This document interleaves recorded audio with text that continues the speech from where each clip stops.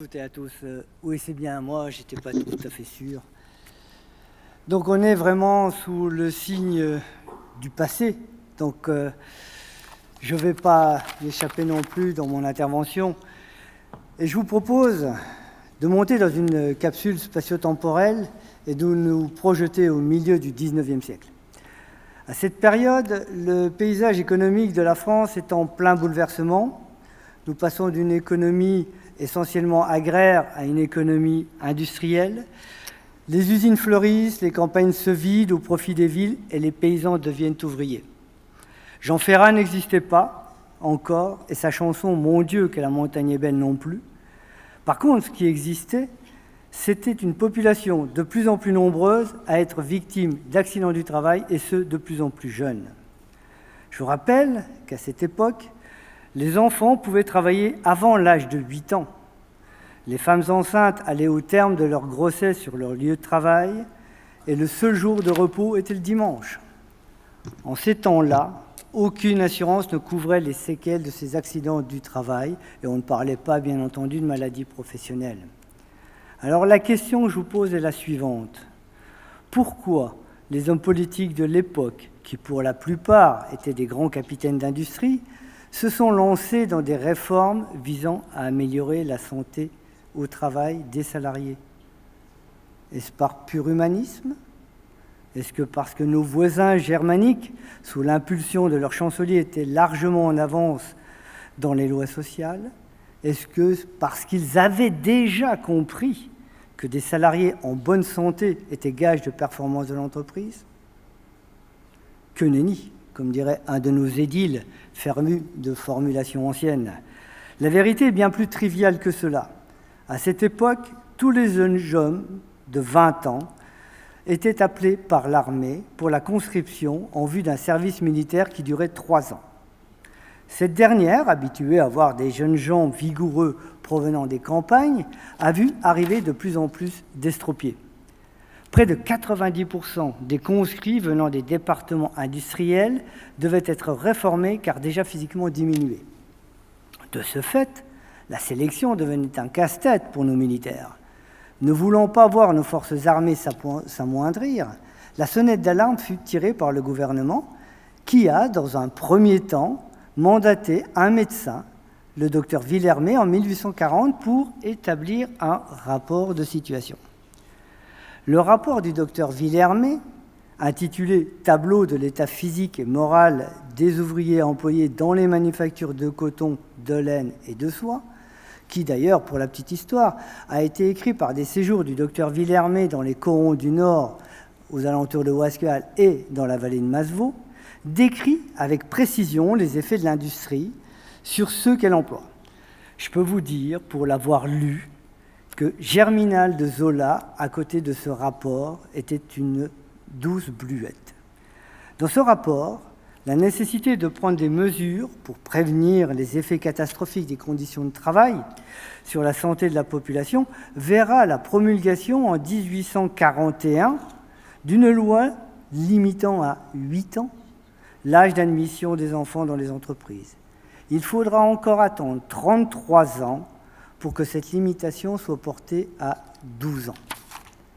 Notre région a encore une fois été novatrice, puisqu'en 1867, la Société industrielle de Mulhouse crée les bureaux de l'Association des propriétaires d'appareils à vapeur, devenue depuis l'APAV, qui va aider ces industriels à prendre en compte les risques des machines à vapeur. La défaite des troupes françaises à Sedan en 1870 va définitivement convaincre l'État que des mesures fortes doivent être prises pour faire cesser les conséquences désastreuses liées aux conditions de travail sur l'état physique des citoyens. Puis est arrivée la loi de 1898. En passant, vous ferez le calcul, de 1840 à 1898 pour mesurer la réticence à promulguer certaines lois sociales. La frénésie réformatrice, en ce temps-là, prenait son temps. Cette loi va instaurer ce que l'on nomme, sous le vocable de compromis historique, le fait que l'employeur sera dès lors civilement responsable de l'ensemble des accidents survenant dans son entreprise, sans chercher de faute pénale. sauf dans quelques cas exceptionnels, mais sur une responsabilité basée sur la notion de risque professionnel, avec, en contrepartie, une indemnité qui restera forfaitaire. Les entreprises sont donc amenées à s'assurer contre ce risque auprès d'assureurs privés ou d'assumer ce risque via un dispositif d'auto-assurance, comme c'était le cas par exemple dans les mines et dans certaines branches d'activité. C'est en 1919 que l'indemnisation de certaines maladies liées à l'activité professionnelle sera possible avec la création des premiers tableaux de maladies professionnelles. Ce système va perdurer jusqu'à l'après-guerre, où la sécurité sociale fut créée par les ordonnances d'octobre 1945, pour prendre en charge certain nombre de risques sociaux. Les risques professionnels, eux, ont été intégrés à la sécurité sociale en 1946. L'Alsace-Lorraine, comme on l'appelait autrefois, était encore une fois hors norme. Toute référence avec un film actuellement à l'affiche qui parle d'autisme est totalement fortuite, bien entendu. En effet, annexée par l'Empire germano-prussien, elle est placée sous la protection des lois sociales de cet État, qui, il faut le reconnaître, était très en avance. C'est probablement pour cette raison que dès 1920, bien qu'étant de nouveaux Français, nous avons vu fleurir chez nous des services prévention. Ces services prévention étaient au service des corporations patronales et jouaient le rôle de mutuelles. Il est à noter qu'elles avaient déjà un pouvoir de sanction vis-à-vis des mauvais élèves de ces corporations. 1946 a balayé tout ça en créant les caisses d'assurance maladie, en charge notamment de la gestion de ce risque. Arrêtons là l'histoire, car le chemin fut encore long de 1946 à nos jours. Ce chemin a vu de grandes avancées très souvent sous l'impulsion des directives européennes, pas toujours bien comprises, pas toujours bien acceptées, mais indispensables. La prévention est un métier assez difficile et complexe. Elle est à l'image de la vie elle-même, à savoir un perpétuel recommencement. Pourquoi, allez-vous me dire, ne peut-on éradiquer définitivement un risque ? Quels sont les éléments qui font que des personnes intelligentes continuent à s'exposer eux-mêmes au risque depuis la nuit des temps ?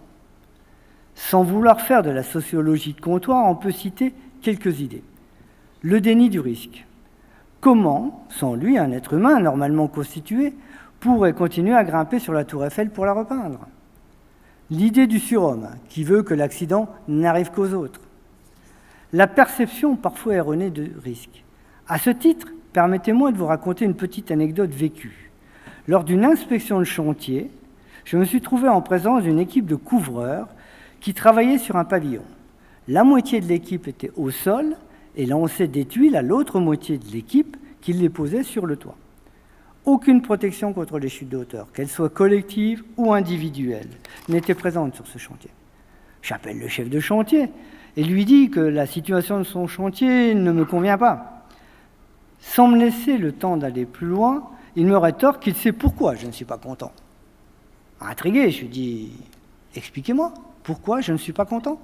Et il me répond « Mes gars ne portent pas le casque. » Je tiens à préciser qu'il parlait des salariés sur le toit, car ceux qui étaient au sol et qui lançaient les tuiles, eux, portaient le casque. Alors là, je me suis permis de lui dire que le port du casque pour un couvreur sur un toit était pour moi le cadet de mes soucis, car à part le protéger d'une chute de météorite, je n'en voyais pas l'utilité. Moralité, la prévention, oui, mais la bonne.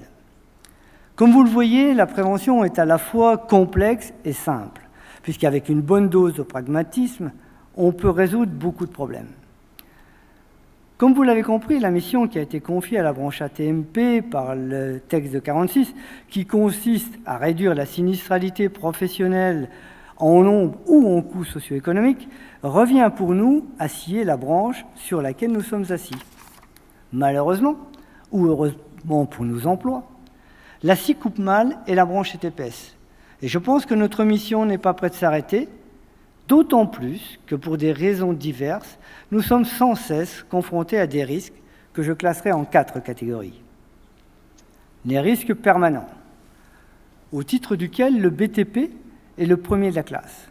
Malgré tous nos efforts, malgré tous les efforts des autres préventeurs, malgré tous les efforts des entreprises et des organisations professionnelles, malgré tous les efforts des salariés eux-mêmes, depuis Isaac Newton et sa pomme, la gravité joue contre nous. Tout ce qui monte doit un jour redescendre.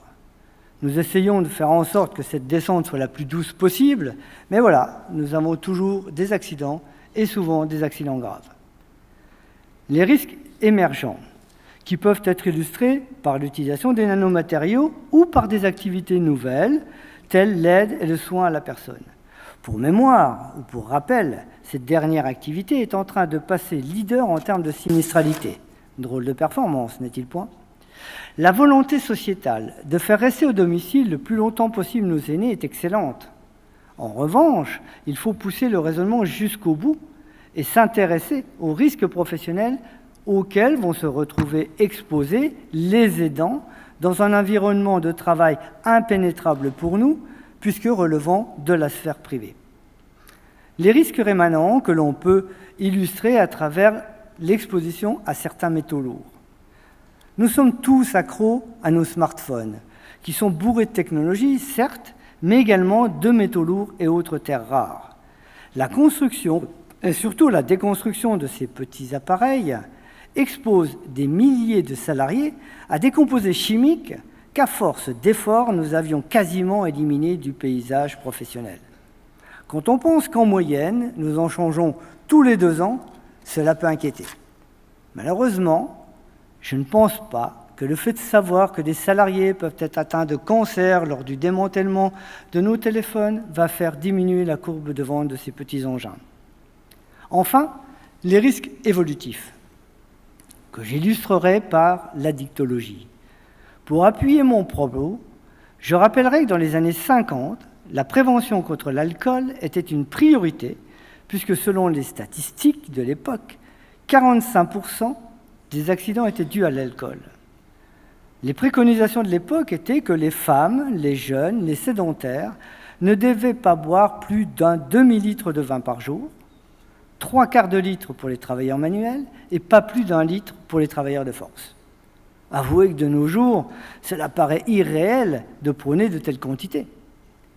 Sommes-nous plus vertueux qu'à l'époque ? Prenons-nous plus soin de notre santé au travail ? Non.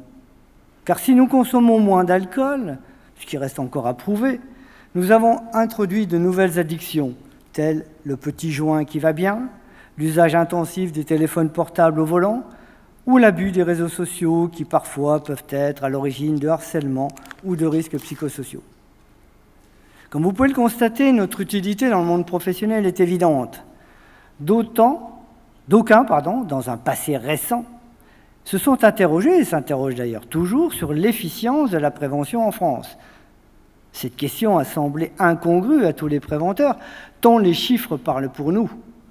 L'indice de fréquence, baromètre de la sinistralité, était dans les années 50 d'environ 90, il n'est plus que de 33, et ce, avec un nombre de salariés beaucoup plus important.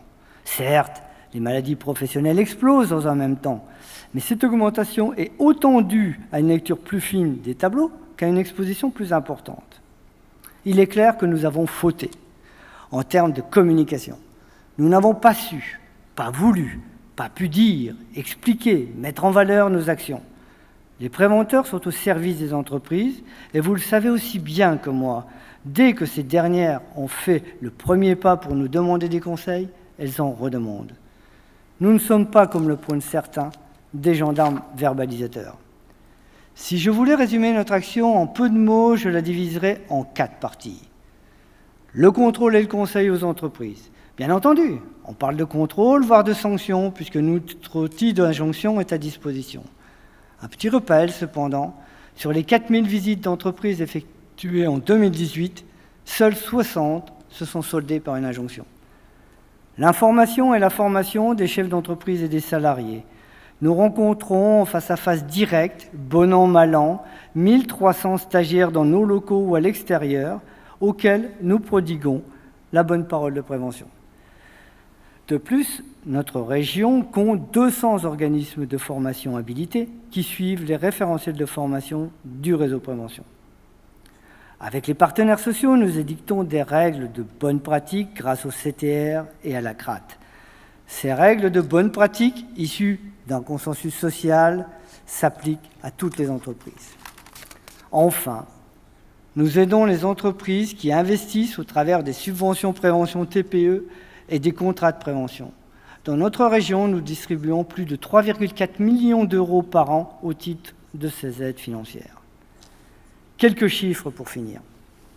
80 000 entreprises en portefeuille, 800 000 salariés assurés, 40 préventeurs agréés, 30 tarificateurs, 20 personnels administratifs. Et malgré cette disproportion, nous avons les meilleurs résultats dans pratiquement tous les domaines, y compris la tarification, où nos spécificités régionales font que globalement, les entreprises cotisant au taux collectif en Alsace-Moselle payent moins à code risque identique qu'au-delà de la ligne bleue des Vosges. Je terminerai ce discours, qui doit vous paraître très long, trop long probablement, en remerciant nos partenaires tels Eurogip ou l'INRS pour la magnifique qualité de leur production, qui nous sont indispensables au quotidien, en remerciant nos partenaires internes à la sécurité sociale, tels le service social, l'action sociale, les services réparation des CEPAM, l'URSSAF, tous les partenaires qui s'affichent derrière moi. Cette liste ne peut être exhaustive par manque de place, et je m'excuse pour tous les partenaires qui ne s'y retrouvent pas. Et enfin, toutes les bonnes volontés qui nous aident au quotidien et dont nous allons récompenser cet après-midi quelques représentants. Merci à toutes, merci à tous de votre soutien à nos côtés. Vous l'avez compris, je suis fier de notre action. Je suis fier des partenariats que nous avons liés dans notre région. Je suis fier du travail que nous menons avec les partenaires sociaux. En un mot commençant, je suis fier d'appartenir à la sécurité sociale. Je vous souhaite une bonne suite de réunions et je vous invite à découvrir avec nous les surprises que nous vous avons concoctées. Merci.